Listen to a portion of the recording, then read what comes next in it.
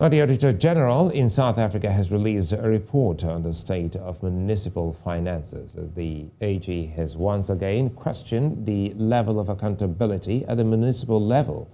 Only 41 of 257 South African municipalities received clean audit reports, meaning over 200 have not been managing their finances effectively.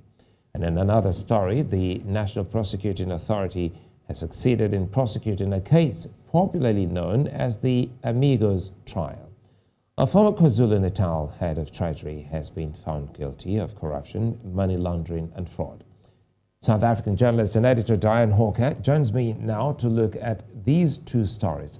Good to see you, Diane. And let's start with the second story. The Amigos case has been going on for several years and has some high-profile names, including the Shabalala couple. What was the outcome?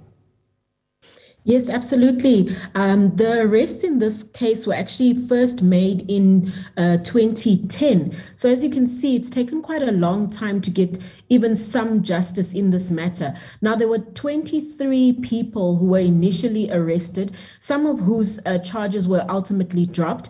But Sipho and Beatrice Shabalala ended up remaining with charges against them. And they were charged with corruption, fraud, money laundering, as well as contraventions of the Public Finance Management Act. Now, Beatrice Shabalala was today acquitted of her charges, but her husband, who is the former KwaZulu-Natal treasurer, he was actually convicted on these charges of corruption and fraud and money laundering, and he will be sentenced in the near future. There's also charges that are being faced by, one of the beneficiaries of this contract. It was a 144 million rand contract, and one of the beneficiaries is a Uruguayan businessman whose name is Gaston Savoy, quite a well-known businessman here in South Africa. However, he has, fought the charges over the past few years and is yet to actually see trial. Well, this is no doubt a significant success in the fight against corruption, but the case is not over. So what's happened to the other accused? Yes, absolutely. As I mentioned, there were some accused, such as, the former health MEC, Peggy Nkonyeni, another high-ranking ANC member, Mike Mabuyakulu. The charges against those people have been dropped. However, Gaston Savoy is still facing charges, but his trial has actually been delayed by some of the legal challenges that he has brought.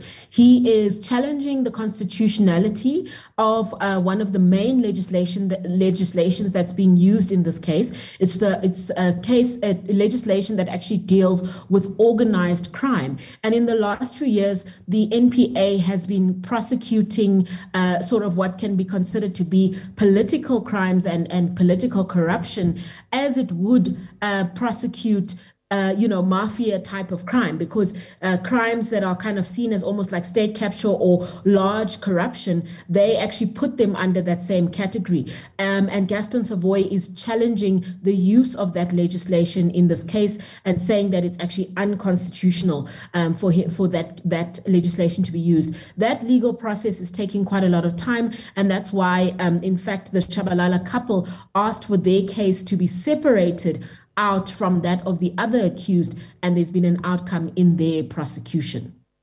And speaking of corruption, South Africa's Auditor-General has released the municipal audit outcomes, which don't look good. Yes, absolutely. The Auditor-General releases this report every year. She does one for, national government departments, and she does one for the municipalities under the Municipal Finance Management Act.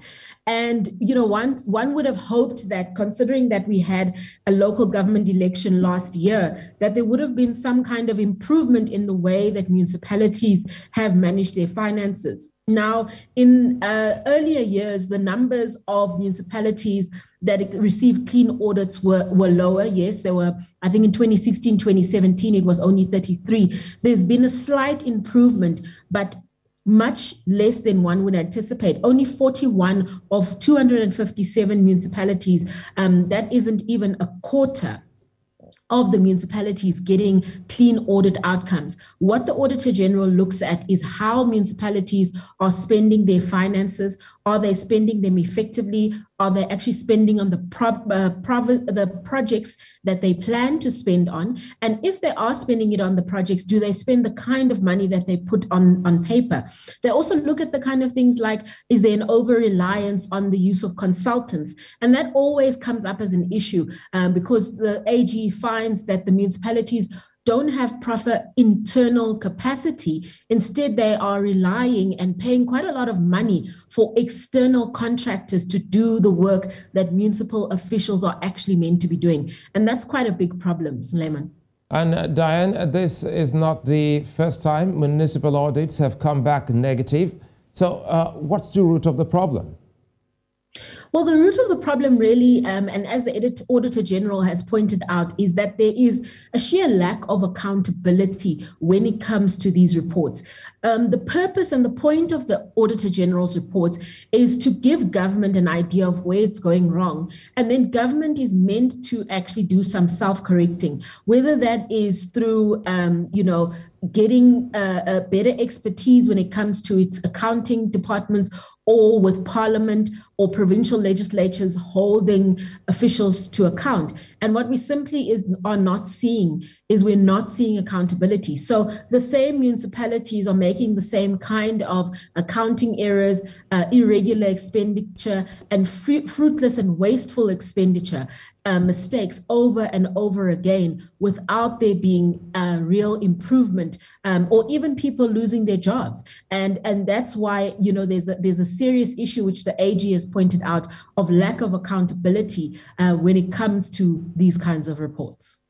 South African news editor Diane Hawke, many thanks for your time. Thank you.